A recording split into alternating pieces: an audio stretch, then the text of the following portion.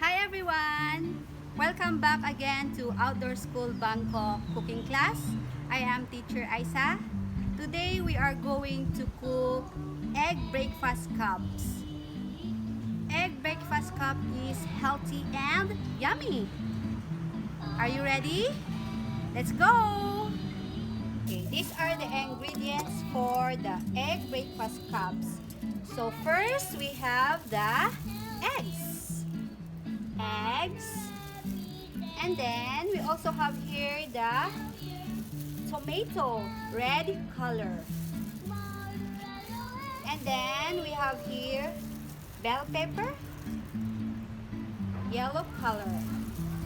And then we have broccoli.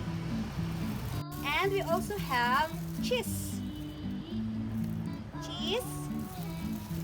salt, and pepper, black pepper.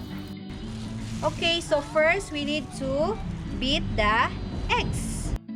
I will just add a bit of salt and then a bit of pepper and then beat. Just beat. Okay, after that, we need to grease our muffin tins. So we have here the oil and then the muffin tins.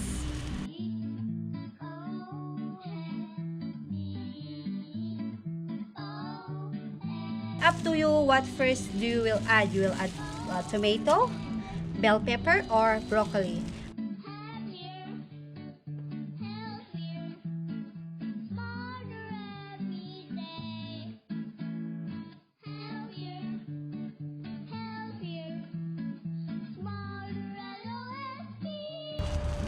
Then I will add the cheese. Last is cheese. I will just do like this with the cheese.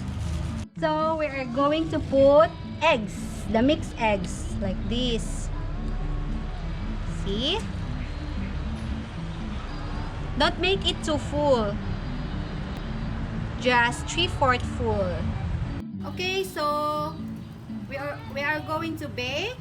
We are going to put in the oven and bake it for 15 to 20 minutes.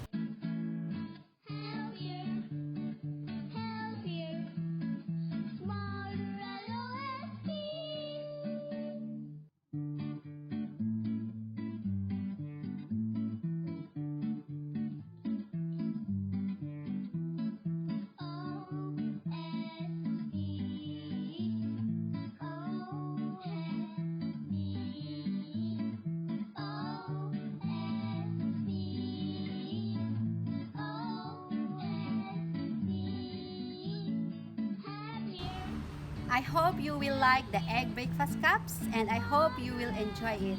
For more videos, follow us here. See you again. Bye. Thank you.